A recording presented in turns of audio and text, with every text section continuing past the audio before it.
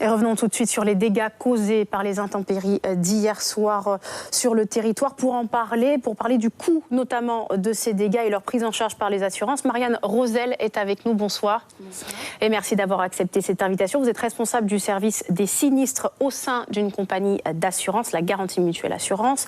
D'abord, on peut imaginer que vous avez dû recevoir de nombreux appels depuis ce matin. Alors, tout à fait. Donc, déjà, dans un premier temps, j'interviens en tant que porte-parole de la profession sur le département de la Guyane. Au sein du comité des assureurs Antilles-Guyane. Donc effectivement, comme vous pouvez vous en douter, nous avons reçu énormément d'appels de nos assurés qui ont été sinistrés pour leur habitation ainsi que leurs véhicules. Donc je rappelle les dispositions.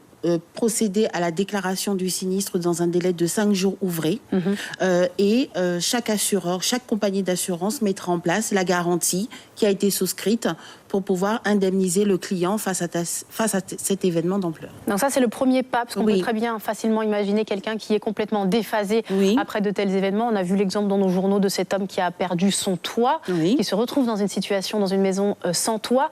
Comment procéder justement? Est-ce qu'il faut d'abord s'adresser à son assurance, signaler par téléphone? Tout à fait. Effectivement, le point d'entrée est le contact avec l'assureur. Donc faire la déclaration avec l'assureur par téléphone, où effectivement nous avons l'avantage de pouvoir accueillir nos clients en face à face.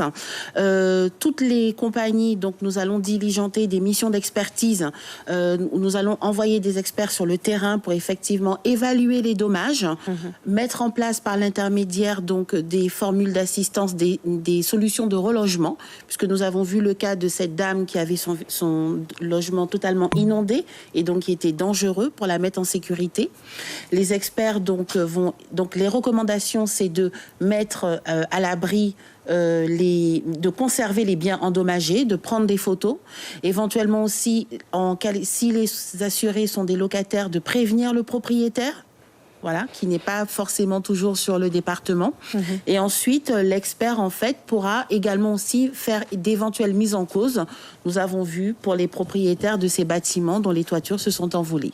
Dans quel délai est-ce que les assurés seront dédommagés? Faut-il avancer les frais pour espérer ensuite avoir l'aide nécessaire? Alors, déjà, il y a un délai légal de faire sa déclaration dans un délai de 5 jours ouvrés. Donc, effectivement, c'est un délai sur lequel, en tant qu'assureur, nous avons une certaine souplesse, parce que nous nous rendons compte effectivement que ça peut ne pas toujours être assez évident. Les assureurs peuvent débloquer des fonds d'urgence en fonction des situations particulières, mais les dossiers, dès transmission des rapports d'expertise, les règlements sont faits assez rapidement. Est-ce que vu la situation actuelle, on ne peut pas parler en l'état actuel des choses de catastrophe naturelle? Est-ce que ce serait plus simple pour les assurés et pour les assureurs éventuellement, plus rapide aussi dans la procédure, de bénéficier d'un tel statut pour débloquer les fonds et aider les personnes? Alors, il faut distinguer deux choses. Donc déjà, l'intervention de l'assureur par rapport à la catastrophe naturelle, nous prendrons en charge nos assurés dans les délais les plus rapides. Effectivement, concernant la demande de reconnaissance d'état de catastrophe naturelle, nous invitons effectivement les assurés à se rapprocher de leur mairie pour faire état des dommages qu'ils ont subis, à charge pour le chef d'édilité en fait de se rapprocher des services préfectoraux afin d'enclencher une éventuelle demande de reconnaissance d'état de catastrophe naturelle.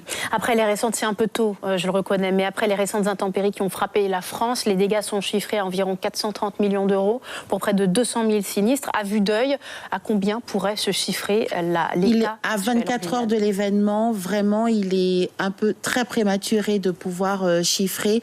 Nous avons reçu ce matin les déclarations, donc pour l'instant, on ne peut pas encore s'avancer sur des chiffres. Mais je pourrais éventuellement revenir vous voir d'ici quelques temps pour vous donner plus d'informations. Alors, on voit bien quand même que les choses évoluent, que la situation, d'ailleurs que les catastrophes, entre guillemets, la Guyane n'est pas à l'abri, en tout cas de situations délicates comme celle que l'on a vécue hier. Est-ce que les assureurs s'adaptent? Est-ce qu'ils vont devoir revoir le bouquet qu'ils proposent, notamment aux assurés guyanais? Alors, c'est vrai que c'est un événement qui a surpris tout le monde, non seulement par son ampleur, mais aussi par la soudaineté de l'événement. En général, on peut dire que les compagnies d'assurance ont des garanties bien adaptées pour faire face à ce type d'événement. Là où il faudra peut-être au niveau pour la profession de s'adapter, c'est si effectivement ce type d'événement venait à se répéter et à être beaucoup plus fréquent. Effectivement, avec le dérèglement climatique aujourd'hui, nul ne sait de quoi demain sera fait. Et nul n'est à l'abri. Merci beaucoup, C'est clair. Mariana Rosel, d'avoir répondu Merci beaucoup à nos questions.